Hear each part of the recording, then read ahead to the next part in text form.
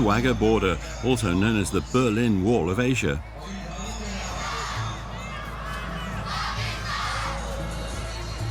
It's the only crossing point between India and Pakistan, two countries that are perpetually at odds.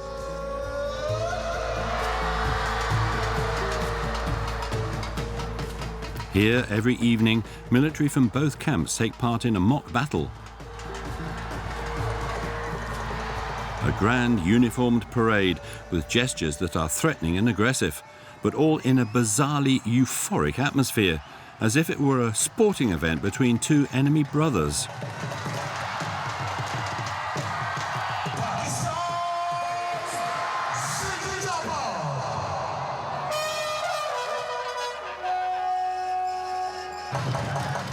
But today, the 2,000 spectators are under no illusion as to what will take place in just a few hours in this very spot. It's midnight, and the stage is set for our spy novel. This man in the middle with the fierce moustache and a black eye is a pilot for the IAF, the Indian Air Force. Just 2 days earlier, his fighter jet, a MiG-21, was shot down by the Pakistani Air Force. All was caught on camera, from the aerial combat to the Indian pilot who managed to eject himself before the plane crashed, even his arrest.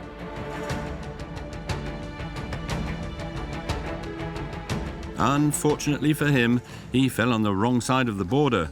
In an episode of supreme humiliation, this Indian pilot returned to his country, and the footage will be broadcast live on Pakistani television.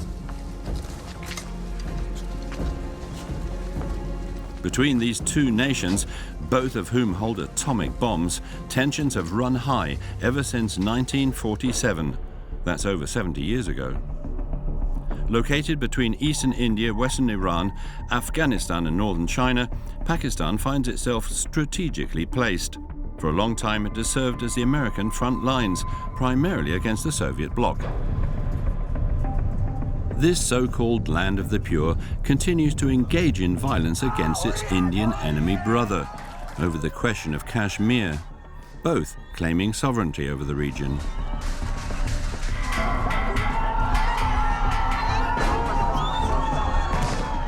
But their fighting also takes place in the north, in the most naturally hostile place possible, the Himalayas, all in order to guard its most treasured possession. Across that ridgeline is India. The Siachen Glacier, the world's largest existing freshwater reserve, 70% of the Indian and Pakistani population depend upon it. So at 6,000 meters in altitude, we find a phony war at glacial temperatures more deathly than weapons. 1,000 Pakistani soldiers and 3,000 Indian military fighters are positioned here. Right now we are here in sector headquarters, Siachen sector. Pakistan, a country full of contradictions. The first Islamic republic in history, it aspires to develop alongside modernization, but it remains an epicenter of radical Islamism. A portion of the population has stayed faithful to a regressive form of Islam, which advocates strict Sharia law and supports terrorism. लेकिन उसके बाद हमें बहुत जो है पूरी दुनिया के अंदर पाकिस्तान अमेरिका के ऊपर हुकूमत करेगा इंशाअल्लाह। कहते हैं फ्रांस पे भी हुकूमत करेगा। बिल्कुल। The task of protecting children from stumbling into the hands of dangerous extremists has been taken on by a French woman. Valérie Khan builds schools in the most unlikely of places. Half of the country's children have been withdrawn from school. This French woman is certain that education is the only way to save these younger generations. J'espère que ces enfants puissent avoir un avenir, une profession et ne pas être exploités. In this country of over 200 million inhabitants, among whom 95% are Muslim, there is a tangible sense of doom. A minority group does its best to survive against all odds. These are the Christians of Pakistan. There are over 2 million, and for them the situation is far from perfect. ਚਾਚੂ ਦੇ ਬੇਟੇ ਦਾ ਵੀ ਘਰ ਜਲਾਤਾ ਕੋਈ ਚੀਜ਼ ਨਹੀਂ ਸਾਡੀ ਬਚੀ ਹੈ ਸਾਰਾ ਕੁਝ ਜਲਾ ਦਿੱਤਾ ਹੈ A war for water at the top of the world, a country torn between its desire for change and extremist temptations, a journey through a forbidden Pakistan. Allahu Akbar.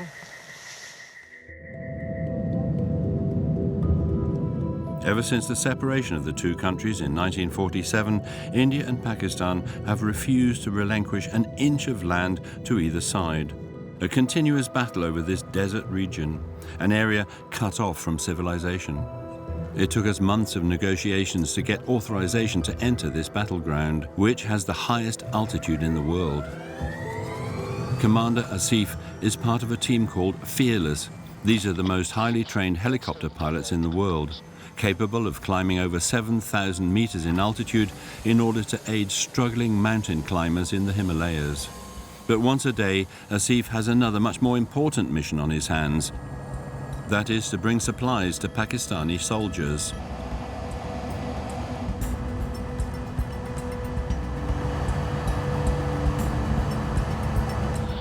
Flight condition is difficult in this place. In winters we face yet a danger, which is the fresh snow. You might have seen while landing. It causes a sort of white curtain around the helicopter.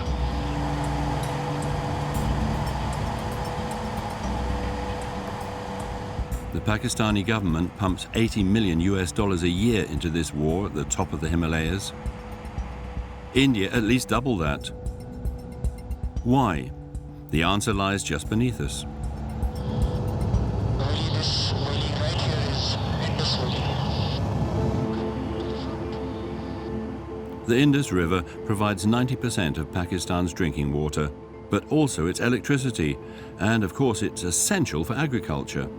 If India, the enemy country, managed to burst the valve, it would bring an entire country to its knees. That's why 1,000 Pakistani military soldiers have been stationed up there for over 30 years. So that's the glacier, starting from that place. It is the snout beginning. At almost the size of New York, the Siachen is one of the largest freshwater reserves in the world.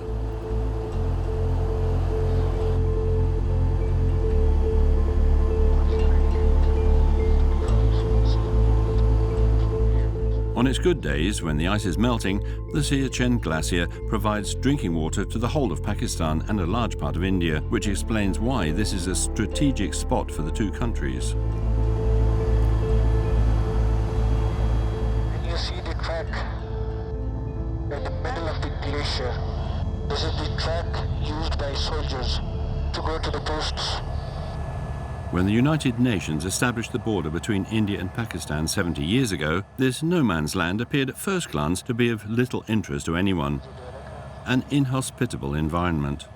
The UN representatives thus decided the glacier would officially belong to neither country. The two nations have been fighting over it ever since. This conflict culminated in the Kargil War in 1999. During the winter, the Indian Army tended to leave its highest posts. That year, the Pakistanis took advantage of this opportunity to seize these outposts. Its ego bruised, India retaliated by sending 200,000 soldiers to reclaim them one by one. This took 3 months and cost them the lives of 1,000 soldiers. A period of static warfare has persisted ever since. India currently claims possession of around 40 outposts.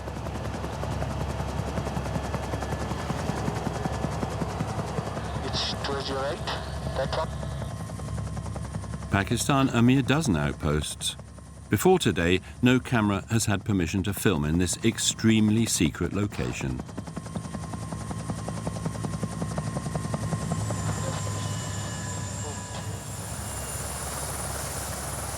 So you have to wait over there, okay? Once I take off, you have to sit down, push on your luggage. Okay, sit on your luggage and grab it tight. For a Pakistani officer, commanding here is not a punishment, but a great honor.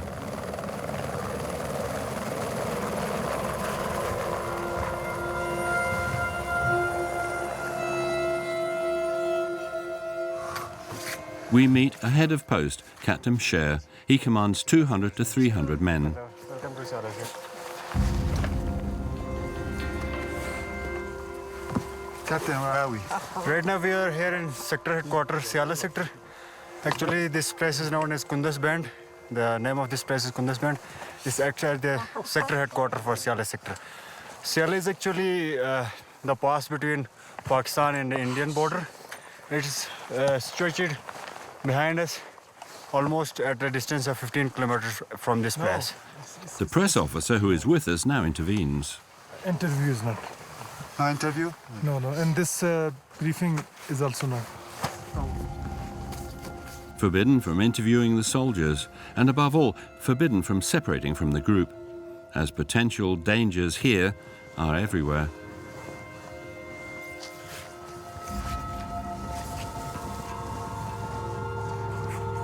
Autour de nous, des crevasses qui font 200 mètres, 300 mètres. Si on quitte le sentier, c'est une chute vertigineuse.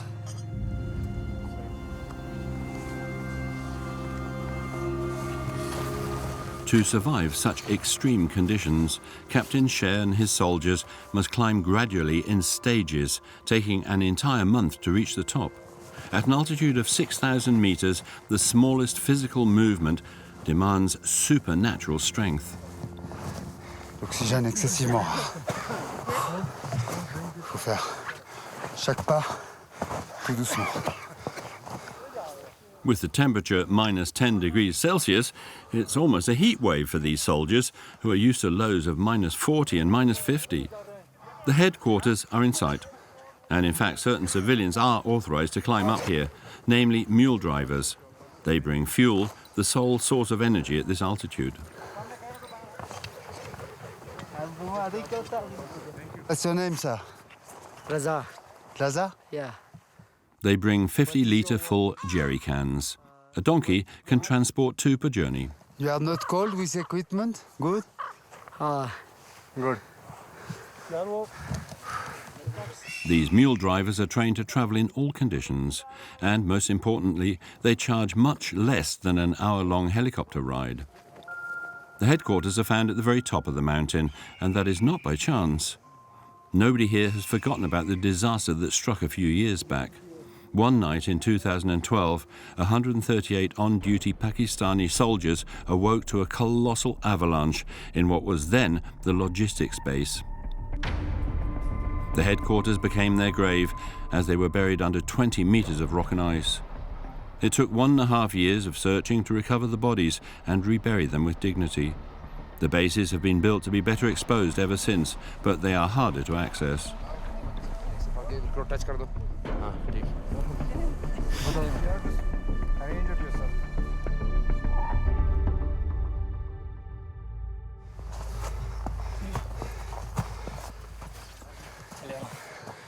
I'm Paul. Nice to meet you. Welcome to Kundel's band. At first glance, it appears to be a hostel for farmers, but it is also a military camp. There is little luxury here, but Captain Sher and his men are not the type to complain. You live here? Yes, we live here. It has been 1.5 months over here. How many times you can resist here? No, actually we live here. This is the place where we live. And you have to patrol? No, please. Huh? No interview, I've told you. No interview. But off camera, we learn that the soldiers are removed every 2 months to prevent them from going crazy. From the outside, it seems an absurd form of war, monitoring an often invisible enemy that lies just on the other side of these mountains.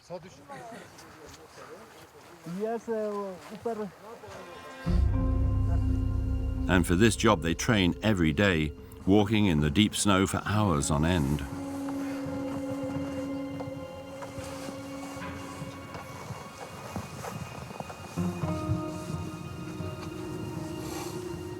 They must also train their reflexes in case of a surprise attack, which may never even come. Position.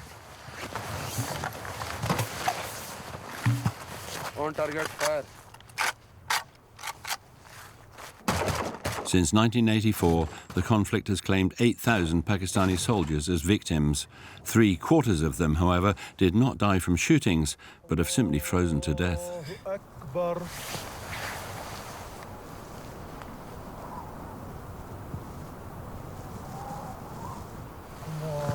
The mountain heights stand as more of a fatal enemy than any of the Indian army. Allahu Akbar.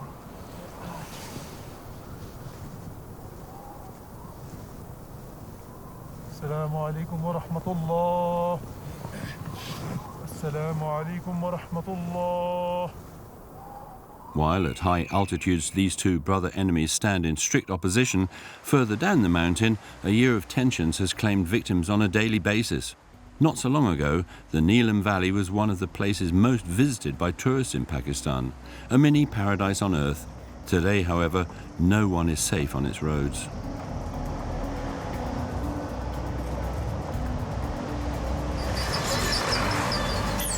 A civilian bus that was traveling on this road, and few enemy troops, they come down out of their post and they fired rocket launcher and some guided missile on that civilian poster, and resultantly 7 civilian individuals, they got martyred. To the left of the river is Pakistan. On the right is India. 350,000 Indian soldiers are positioned along the entirety of this border.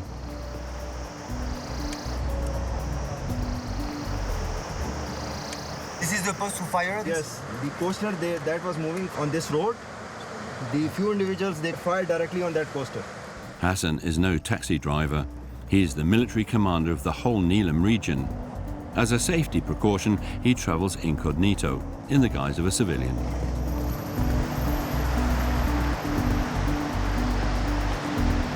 You can see few bunkers on the upper side.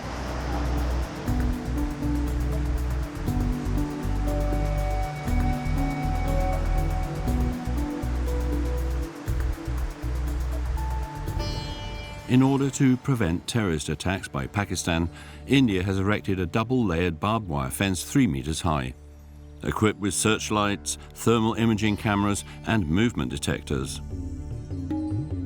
A 550-meter-long impenetrable orange wall seen on this photograph. The night is now visible even from space. This line of control continues until it hits another wall, the Himalayas and the Siachen Glacier. The United Nations issued a ceasefire over the entire area, which neither camp has respected. It's a rule that is regularly violated. Colonel Hassan leads us to a village that nevertheless depends on this ceasefire. अभी जख्मी तो कोई नहीं है इधर अभी नहीं सब चला गया घर शहर इनको दिखाया ना जरा मेरा बेटा भी चला गया ये ऊपर घर ऊपर से भी The day before, Neelam was bombed by the Indian army. This house in ruins, with smoke still visible, stands as proof. The villagers' inhabitants are comforting the owner of this house, which he had just finished building. It was going to be his retirement home.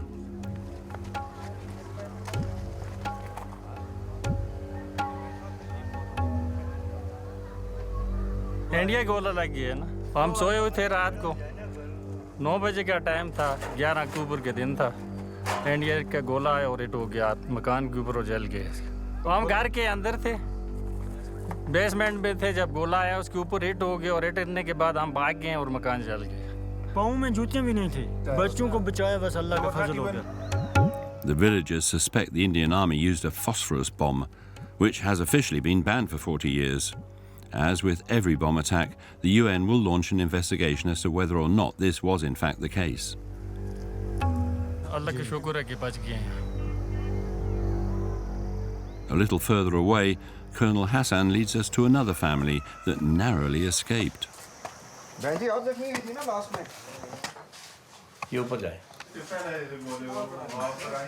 Upstairs there is nothing left. Just 2 meters away, the bomb fell directly onto the bed where the family were sleeping. Colonel Hassan does not understand why civilians are targeted in this way. There is no military installation in close vicinity of this, so there is no sense that they have engaged this place in retaliation to engaging some military target. It's the second time in 2 months that this house has come under attack. This is the picture of this lady, she got injured. This mother was hit in the eye, and her son, aged 4, was also hit by the shell. He will have these scars for life.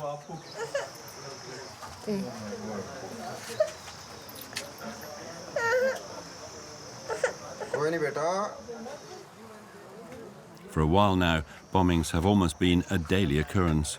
A third of the inhabitants have given up and left the region. But there remain a number of persistent villagers, ready to stay at all costs. Area हम क्यों छोड़ें? हमारे बाप दादा का, हमारे नस्ल दर नस्ल का 400-500 साल से हम यहाँ आबाद हैं और वो कश्मीर और ये कश्मीर दोनों हमारा है। हम अपनी फ़ौज की तो पुष्टि बांधें। फ़ौज तो हमारे लिए कर रही है वो सब कुछ। इसलिए सबसे ज़्यादा ज़रूरी है कि हम यहाँ रहेंगे और अपनी ज़मीन पर रहेंगे। हम अपना इलाका नहीं छोड़ सकते। The threat of war between India and Pakistan now feels stronger than ever, an expensive conflict that will considerably stunt the country's development.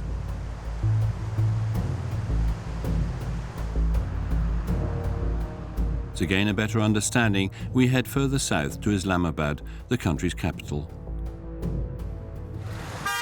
This is the desired image of Pakistan that the government wishes to promote, a Western, modernized country, signified, for example, by its vast shopping mall, the Centaurus. Marble floors, fashion boutiques, one might even believe they're in Dubai.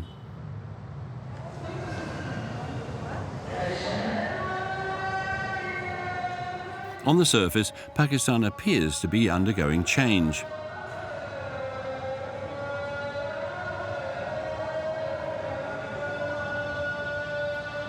But then we meet people like Shahzad, aged 25.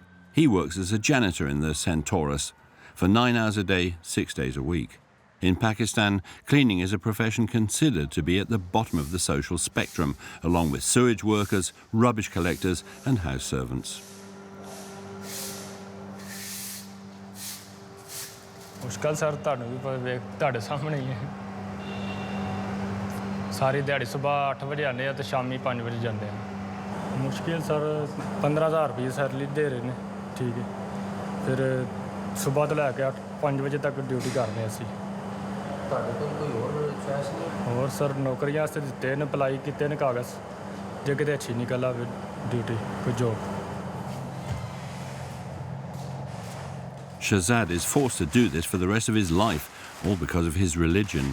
He is Christian, a religion considered impure in the eyes of many Muslims. A form of segregation still exists in Pakistan. The 2.5 million Christians that live here are not entitled to the same jobs or basic rights as Muslims, and are at times subjected to harsh persecution. The Asia Bibi blasphemy case is engraved in the country's memory. This Christian woman was sentenced to death for blasphemy in 2010. Her crime? She had drunk from a well reserved for Muslims. Her release after 8 years on death row triggered a wave of protests and opposition throughout Pakistan. Even today, this law against blasphemy hangs as an ominous threat over Shahzad and many other Christians. And so, as a precaution, they keep a low profile.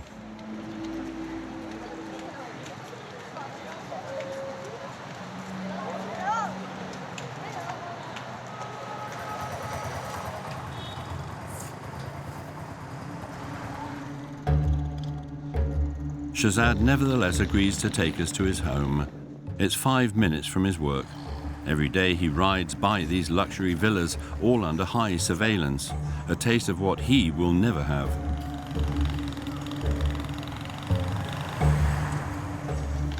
Shahzad lives at the end of this street, in French Colony, a neighborhood which was once upon a time home to the French ambassador. It has now become the poorest slum in the capital. In this 1 kilometre square area live 8,000 people, the majority of whom are Christian.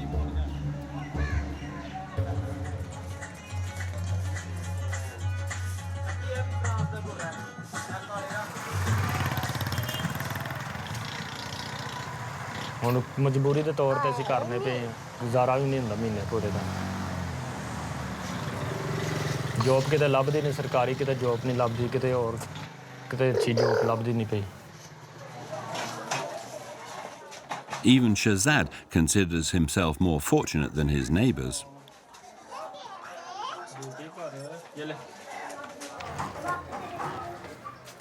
He owns his own house.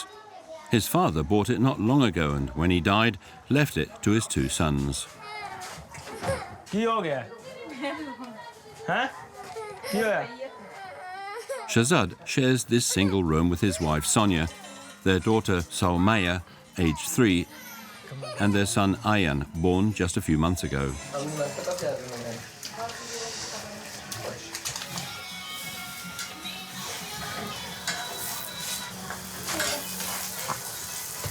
As devout Christians, Sonia and Shahzad's only hope is for things to change one day. फर्क ये है कि मुस्लिम लोग जो हैं वो पढ़े लिखे होते हैं और अच्छी नौकरियां मिलती हैं उनको और अच्छी वो उनकी सैलरी होती है और हमारे लोग जो हैं वो गरीब लोग हैं अपने बच्चों को पढ़ा नहीं सकते इतनी तालीम नहीं होती और इसलिए अच्छी जॉबें नहीं मिलती और सैलरी बहुत कम होती है. Sonia and Shahzad fortunately have not experienced religious persecution, but their neighbour on the other hand has. Malala experienced what all Christians here fear, a mob, a punitive expedition carried out by religious extremists. Malala's cousin had won in a round of card games and her opponents were Muslim. They then accused her of having burned the Quran.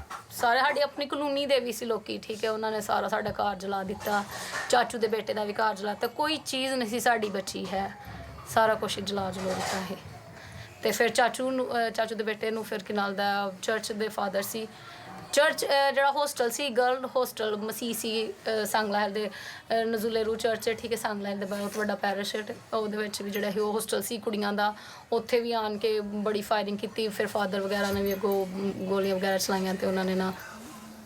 That was 15 years ago.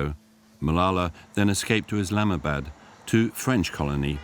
Today she gets by thanks to her skills in clothes making. She has even forgiven her attackers.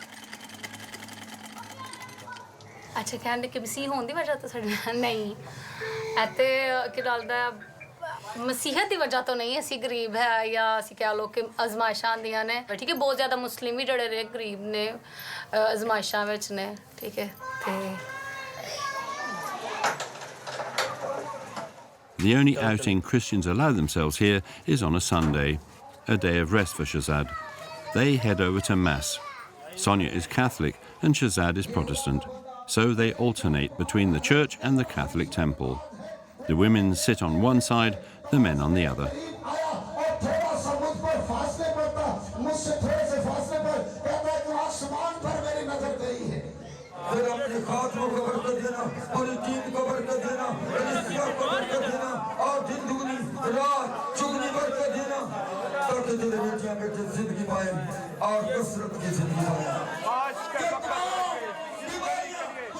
As long as the law on blasphemy remains, Pakistan's Christians will not stay quiet. They continue to be under the threat of religious extremists, more active today than ever before.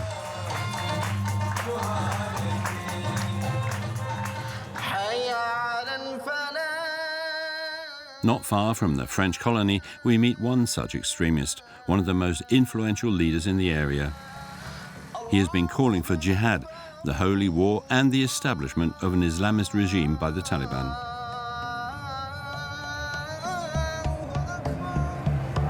He runs this Quranic school in the centre of Islamabad.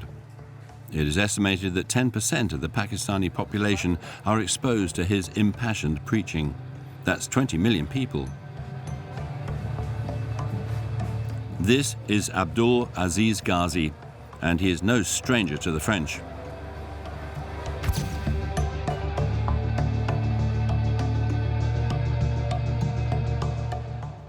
Mohammed Mira, the terrorist who has been nicknamed Scooter Killer. In 2012, he murdered 7 people in cold blood in Toulouse and Montauban, 3 of whom were children in a school, all for being Jewish. Several months before this, Mohammed Mira had met with Abdul Aziz Ghazi in Pakistan.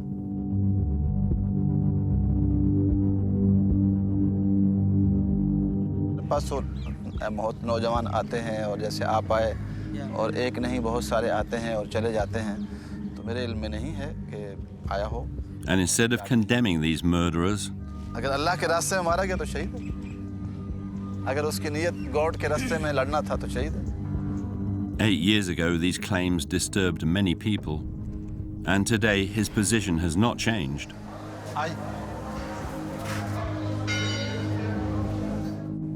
We follow this ominous mullah to what he calls his library, an entire wall of exclusively religious books. At the entrance, a sign that sets the tone. इस्लाम हमें एक तसव्वुर देता है और वो तसव्वुर ये देता है कि आपकी असल दुनिया ये नहीं है। आपकी असल दुनिया मरने के बाद शुरू होगी। देखिए, जिहाद तो अच्छी चीज़ है। जिहाद में और जंग में फ़र्क है। जंग में जुल्म सितम होता है। इस्लाम जिहाद तो जुल्म के ख़िलाफ़ है, मज़ालिम के ख़िलाफ़ है, मज़लूमों पर नहीं है। मज़लूमों के हक़ में है, चाहे वो मुसलमान हो या गैर मुस्लिम हो। Abdul Aziz Ghazi continues to overtly preach terrorist vindications and violence, and is in his prime. When he controlled Lal Masjid, also known as the Red Mosque, a highly radical mosque, the most extreme in the country, he would advocate rebellion.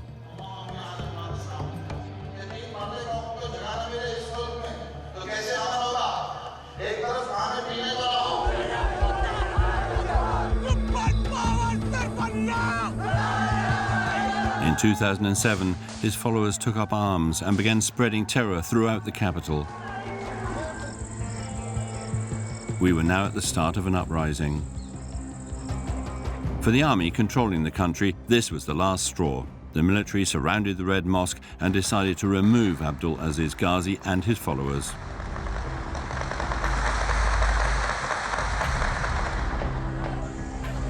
Abdul Aziz Ghazi, however, managed to escape. He was arrested by the police while attempting to flee, disguised as a woman. This led to his nickname of Mullah Burqa.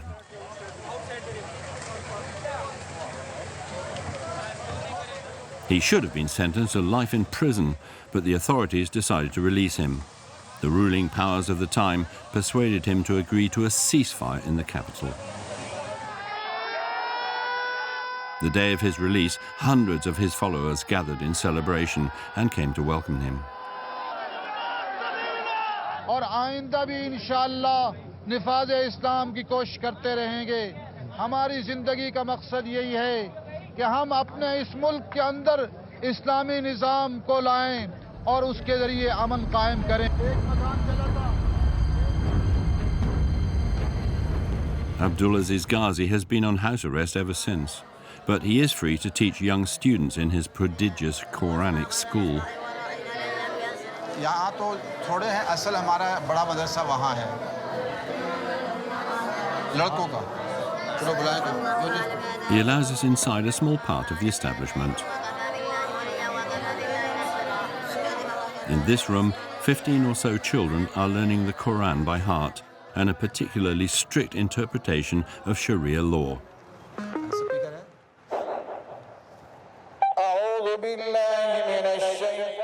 Today, as if by chance, prayer will be led by the man himself, also known around here as the guide, through a golden microphone, though with a few technical hitches.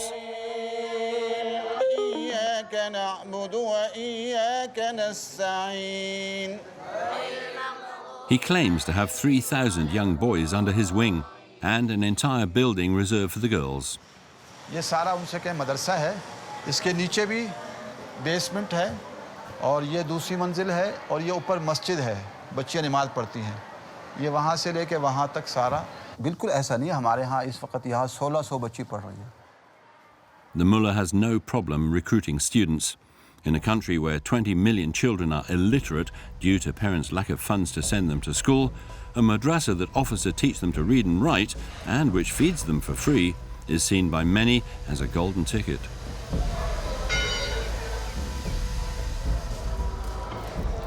ये हम यहाँ ला के सब्जी रख देते हैं ताकि फिर पकाते हैं। हर 3 दिन बाद सब्जी आती है। अब्दुल सत्तार वो अपना स्टोर खोलो store.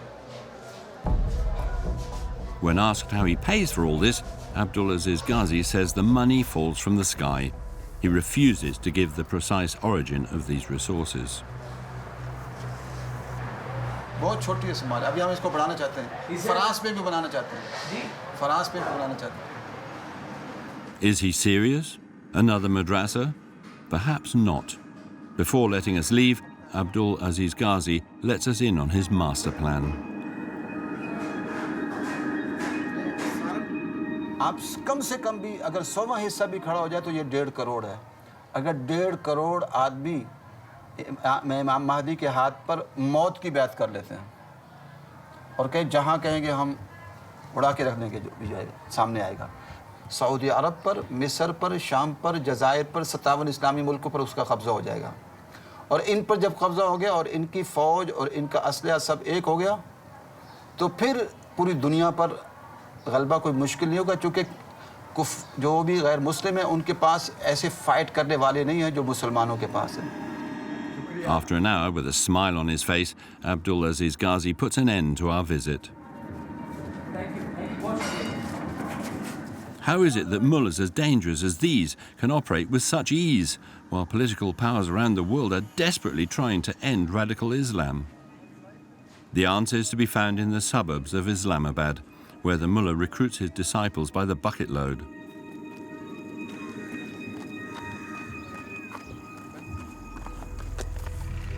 These ominous-looking chimneys, which pump out black smoke throughout the day, are no less than brick manufacturing furnaces.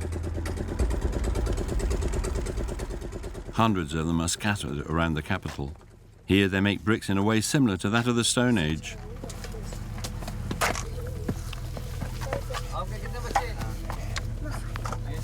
A place of poverty and school dropouts, it is the perfect hunting ground for Islamists.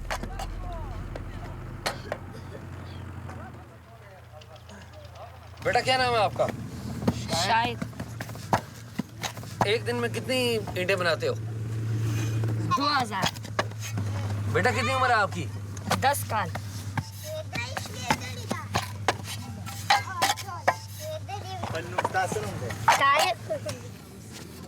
बेटा उम्र कितनी है आपकी? 5। Their youngest brother is still too young to work 14 hours a day, 6 days a week, but he knows what awaits him, just like these children playing nearby. क्या खेल रहे हो बताओ ना? ईंटें। Ali is an Afghan refugee. He is paid by the brick, 1 Pakistani rupee per brick made. तो कितना अरसा हो गया शेरवली यहाँ पर काम करते हुए? हम तो बचपन से बस ये भट्टे में काम कर। रोजाना कितनी पैसे मिल जाते हैं आपको? 2000-1800। Poverty is Pakistan's most glaring crisis. 40% of the population live off less than 23 euros per month, and that is per person. Non-religious schooling is expensive, with tuition costs, books, school uniforms to think about. So when a fundamentalist mullah offers to teach these children for free to give them a chance to escape this life, most parents find it very difficult to refuse such an offer.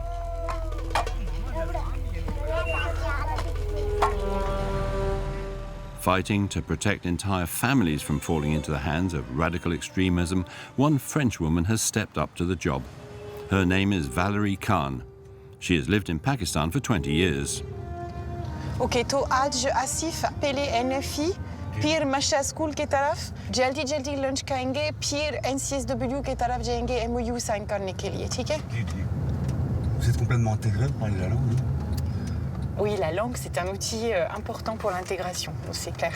Oui, alors je la parle malheureusement imparfaitement, car je n'ai pas eu le temps de l'apprendre de manière académique. Valerie moved here for love with a Pakistani man, with whom she has 4 children. But she has fallen equally in love with the country. It is for this reason that she fights against its archaic traditions. A number of years ago, she made a name for herself when she defended the case of some women who fell victim to acid attacks, a crime which until then had gone unpunished. This inhumane act is now punishable by 14 years in prison. But today, Valerie has a new fight on her hands, and some of it takes place here, in the slums of Islamabad. 100,000 people live here, 10% of the capital's population. The children are almost all illiterate.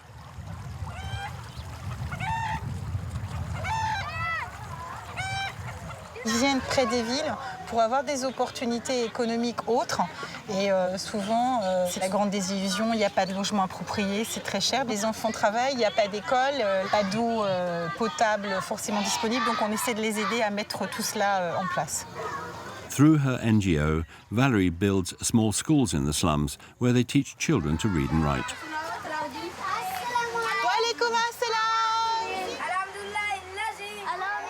The majority of these children have never held a pen in their life.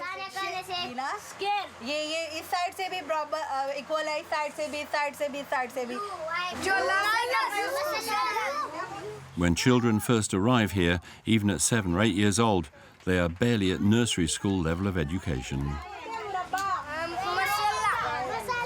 Comme ils n'ont jamais été scolarisés, on commence à les familiariser avec des concepts, des comportements, ce qu'on appelle des savoir-être, des savoir-faire et des savoirs, et de faire que ces enfants puissent avoir un avenir, une profession et ne pas être exploités. The task is not a simple one. In Pakistan, of the 50 million children, half will never attend school.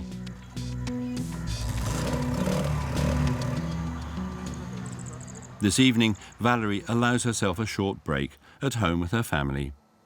It is her youngest daughter Camille's birthday.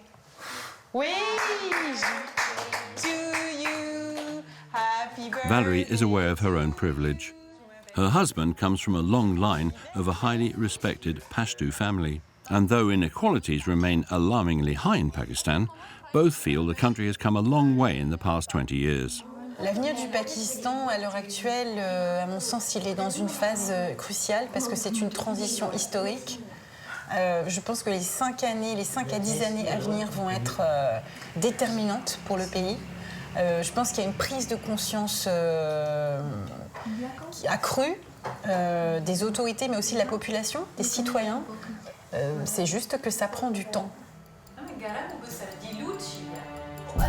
Valerie knows this too well. Tomorrow she has a very important meeting, the culmination of a long-fought battle. The city of Mardan is located just 1.5 hours from where bin Laden was eventually found in hiding. It is here that the tribal zones are found.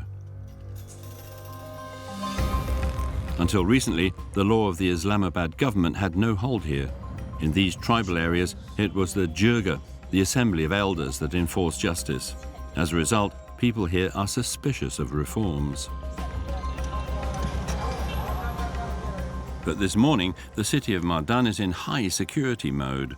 The governor has just inaugurated the region's very first child tribunal. Pourquoi il y a autant de monde en armes? Parce que les zones tribales qui avaient leur système informel, tribaux pour la justice, sont en train d'être réformés et on installe des tribunaux formels. Et tout le monde n'est pas d'accord, il y a des grosses menaces sécuritaires. In this part of Pakistan, the rights of minors are almost never respected. Children here can be subject to being beaten to death, forced marriage and sexual abuse. And the perpetrators are almost never tried, at risk of causing dishonor. So this specialized tribunal, led by a woman no less, is a revolutionary event.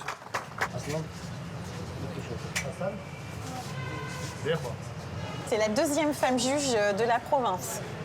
Voilà, donc on promeut les droits de la femme aussi. Yeah, it's most important day of my career because most of the cases are decided after concessional statement. The guardians of the minors mostly put compromise before the court, the way we have patched up the matter with the offender due to the pressure of the society or elders of the locality. But now we have to deal with all the offenders with strict hands. But this reform will mean children must dare to speak out.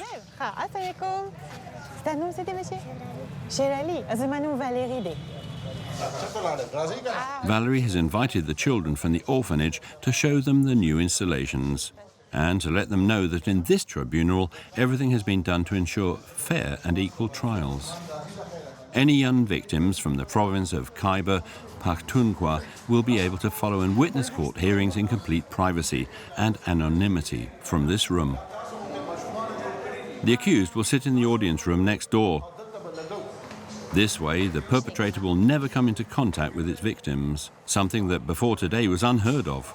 Tribal porte droit qui est souvent présentée comme une province où, très dangereuse, où les gens sont très conservateurs, où rien ne change, prouve le contraire. Voilà. Donc ça va révolutionner le fait le principe, le système de justice pour l'enfance. Et à mon sens, c'est ce qui contribue justement directement à promouvoir la stabilité, la cohésion sociale et la sécurité. Since filming, 3 new child tribunals have been held. Democracy is in progress in Pakistan, in large part thanks to pressure from younger generations hungry for freedom. Proof of this is found in the universities that are beginning to open around the country. Like, for example, in Quetta, in Balochistan, a region bordering Afghanistan. It is the poorest area in the whole country. Here, the weight of tradition is much heavier than elsewhere. And yet, it is where we find the country's most modern university.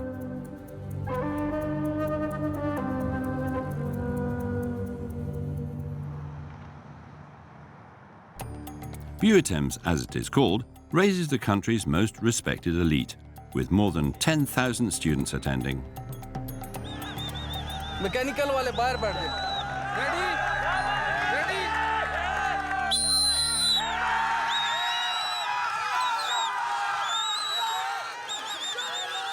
Today, students will be pushed to their sporting limits. With exams finished, the mood is relaxed.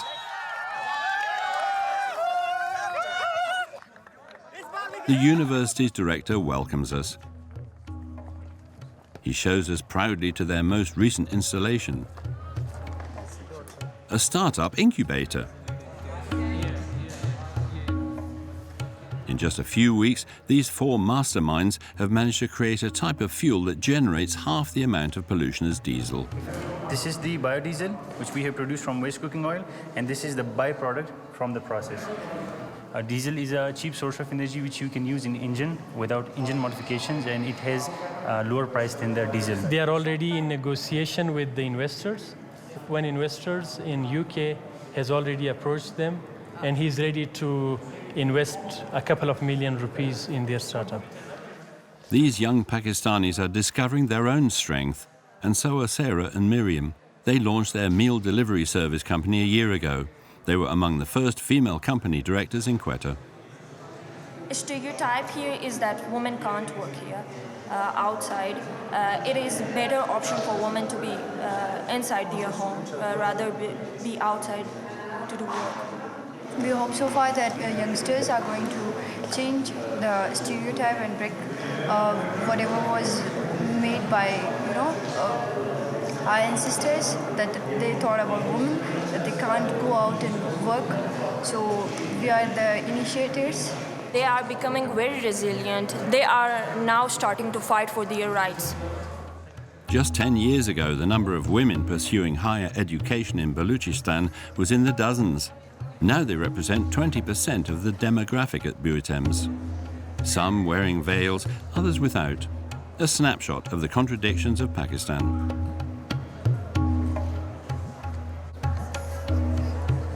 This is true in the campus, or you can go on the street in Quetta like this? Like in some areas I can go. Like nobody will stop me, nobody will force me that wear a hijab or something. It's like I have the freedom. But like in some areas, like few. Yeah. In few areas, yeah. And the others, you have to wear the scarf. I'll just have to cover my head, not the face. Like it's not obligatory. Like nobody will force me. Mentalities are changing, but not as quickly as these young people would like. In this region, only 1 in 4 girls go to school. Before our departure, the Pakistani army has one final surprise in store for us. Balochistan is the most unstable of the country's provinces, a regular hotspot for attacks by both Islamists and separatists. Keen to prove to us that all is now under control, the military performs a literal communication operation. Colonel Khurram, powerful leader of the region, drives in a bulletproof car and under strict security.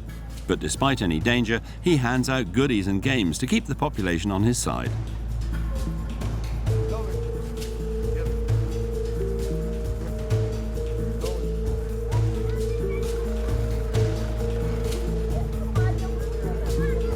part of your job? This is the job. भाई को दे दो. All just look at him. We are now headed to the Charman border crossing. Khuda Hafiz, goodbye Pakistan. Yeah. And then this is the custom area. This is the Old Silk Road, the most significant point of passage between Pakistan and Afghanistan. The equivalent of $2.5 billion worth of merchandise crosses this border each year. So the total flux of individuals every day from both sides, it is from 25,000 to 30,000. Other than that, the trade which we handle here, that amounts to 800 to 1,000 vehicles per day. If you kindly follow me, I can show you. Cameras are not permitted beyond this point, but today the military have made an exception to the rule. The Pakistani authorities have been accused of double dealing with the Taliban, of letting them cross the border when it pleases them to take shelter here. Today, the army searches everyone individually.